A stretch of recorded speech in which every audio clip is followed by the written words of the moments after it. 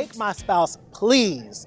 And we're here with the young lady who's behind all of this, the author. It's your second book. Yes, it is. Miss Dani Modisett, right? Modisett, right. Modisett. How you doing today? I'm great, thank you. What could be more fun than this? It's really exciting. I'm very happy to be here. Well, congratulations. Holding this, yes. Congratulations. We see the joy that you have right here. This is your second book. Yes. And from what we read, it seemed like it's making you the person in comedy to go to in terms of relationships. Wow, that's very flattering. But yeah, it turns out that all the rules of comedy I really do think are applicable to relationships and marriage in particular, obviously. And so, yeah, I guess that would be great. You could ask me anything.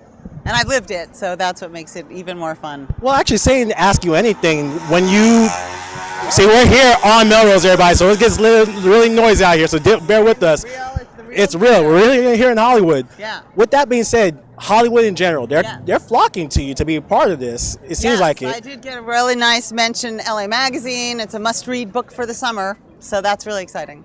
So, do you happen to get lots of your cohorts in Hollywood in comedy coming to you for advice, or do they just say, "Hey, I want to be part of this and be part of the madness," so to speak? Well, actually, I think it was more that I went out to the really happy long-term couples that I knew and thought, wow, let me hear how they do it. That was really important to me, was being able to talk to people who still laughed together and still enjoyed each other. And I thought, well, they must know something. In addition to what I know, they probably know something too. So it's a kind of a mutual appreciation, as it were. We saw something like that in one of the episodes we saw online with the, forgetting her name, but the young lady who played Alicia Reiner. Reiner. Yes, from Orange is the New Black. Right. Her and her husband, 12 years they've been together, and they're still laughing and cuddling. They're together 17 years. 17 years, summer, but 12 years married or something like no, that. 17 years married. Yeah. See, I'm all off on the numbers. She's the expert here. It's her book. It's her book, so she would know. Yeah. But 17 years together, when they came to you, or did you go to them? Did they approach you? How did that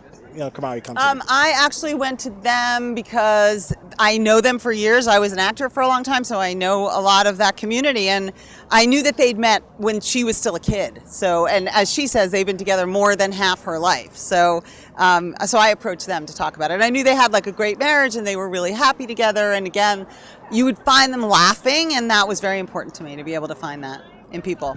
Is it really true that laughter is the best medicine in any type of relationship? Because you're in comedy, so you guys have to make people laugh, and you have to laugh at your own life as well. Yeah, I do think I think it's really important. I mean, I think you create connection through laughter. You can lend perspective to a difficult time. So I do feel laughter is, for me, obviously the most important thing. And it turns out all of the components that allow you to laugh together are also really important and valuable for a relationship. Go figure. Yeah. Well, we'll leave you on this one note because we know we got more people to talk to and a lot to go in on the inside. This book, what's one of the biggest messages you want people to take from it? Because we know we got the old adage, take my wife, please, so take my spouse, please. Right. But what's one of the biggest things you want people to take from after reading this book? To always try to connect with each other as a couple and find the joy in life and find ways to laugh together. Like, make the effort to laugh together.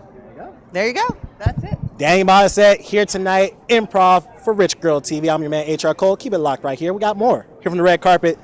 Take my spouse, please, everybody. Put the cover out. Everybody, HR Cole here with Rich Girl Network.tv, and I have a familiar face from a very popular show, but he's here supporting the Take My Spouse, Please release tonight. I'm going to let him say the full name because I don't want to butcher names, period. My name, Dan Bucatinsky. Hi. That's the reason why I didn't want to mess up the last name. That's all right. You all right? That's all right. How you doing, Dan? I'm good.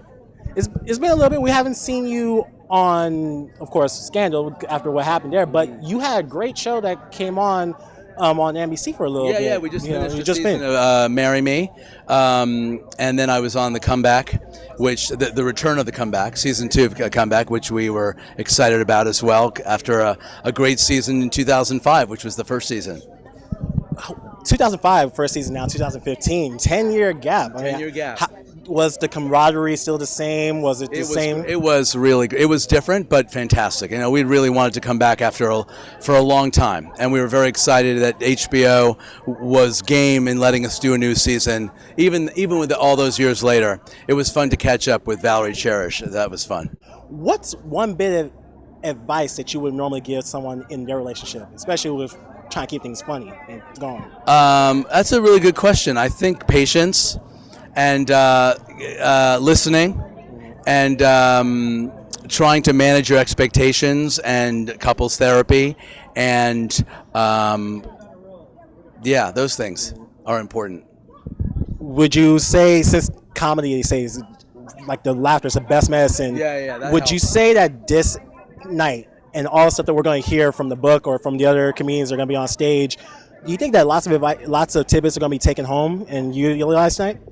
I hope so. Although, a lot of times comedy is a little bit of the absurd and a little bit of the wild and learning to laugh at ourselves. I think more than anything, if that's the thing that people take home, which is not to take any of it too seriously, it's usually when there's a conflict, it really usually is you. And I think not taking yourself too seriously and learning how to laugh is a great thing. So this is the best medicine. There you go. Well, you know what? We're going to let you go inside Thank there, you. talk to some more people. Dan, Nice to meet you. Nice to meet you too. All right, everybody, we're here at the Hollywood Improv. We have our host for the evening. Yes. All right, Miss Patricia Heaton. Of course, you guys remember her from Everybody Loves Raymond, and she's killing it over on the middle. Yeah. And My husband, David Hunt. There you go. Yeah. She does the introductions for me. She's an all-around entertainer, Kind of a everybody. control freak. Is that the case at home? Yeah. Yes. Correctly said, right? We're Yes. both very opinionated actors who Massive egos, Yeah. interrupting each other constantly. Yeah. It's Trying to finish each other's sentences, but having her tell you exactly what she meant. And top each other, just to, it's like Yeah. getting in the foreground. yes. Yeah, you're in my shot, by the way. Exactly. See, she really knows. Like, she's an actor, she's a director, she's a Yeah. Going on producer. for 25 years, so 25 years. Yeah. So 25 years of this, of keeping the funny and the love and the compassion in the relationship. Is comedy really the forefront, like the yeah. forefront I to mean, keep us going? I think Dani has hit the nail on the head, and once she described to me her book and how the rules of comedy apply to keeping your marriage together, it made so much sense, and she's absolutely right. You just have to have a sense of humor, and sometimes the only way to get out of a fight is either go to bed together or make a joke. Now, when most of us who don't really know some of the funny things to just say to make sure your partner laughs, when you don't make the other person laugh and you're going to bed angry or anything like that, what's something that you do to help that out, to alleviate it? I'll put it to you first, because most times we're the ones who have to. Well, first of all, you have to laugh at yourself. You cannot take yourself too seriously. And also realize that you're not responsible for the other person's happiness, because no matter how hard you try, you're going to screw it up somehow or another. So once you let go of that, it's a lot easier. So, we crack jokes, your goofy voices. Unfortunately, a lot of my material is now kind of old. I have to get new material, I've but heard it 1,000 at times. least 2,000, I would think, yeah. Maybe even 3,000, I don't None of know. it's original. It's just all Monty Python. No, it's not. I do fresh things. Do you just spam a lot? Yes. A man after my own heart. All right. So, Miss Patricia. And by the way, you can go to bed angry, or just don't go to bed. Yeah. Like just sleep in the other room. Sometimes it takes more than 24 hours to get over it. Yeah. Usually, with us, it's usually 2 or 3 weeks. No. I don't remember the last fight we have, actually, but that happens as you get older. You kind of just forget. You can be really, really, really, really angry about something, and within right. a half an hour, just say, what do you want to eat tonight? So Part of it is a function of aging that you just simply forget. And you're like, what were we fighting about? Yeah. Oh, And who who cares? are you? Yeah. I could literally sit here and just watch and listen to them talk about relationships all night long. I'll let you guys off on this. Okay. Dani, this is her second book. Mm-hmm. Of course, Mom.me and everybody else supporting this event.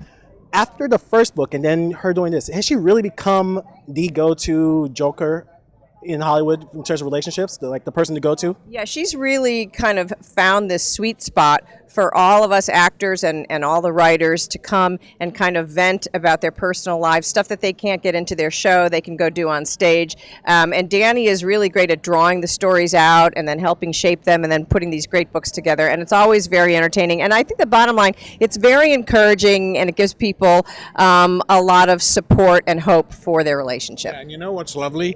We knew Dani when she was single, when we first came out here. Before we were married. Before we were married, yeah. So we've known her a long time. So we've been on this journey with her for 26 years or whatever. And it's just fantastic to see her develop into this, writer and comedian and artist. And it's lovely. That's just a little personal note there from us. You guys They've known her for a while. They're actually going to get inside. She's going to go to work. Yeah, so we're going to let her go. Okay. She's going to talk to more people on the red carpet. We got a lot more right here. It's richgirlnetwork.tv here on the red carpet for Take My Spouse, Please.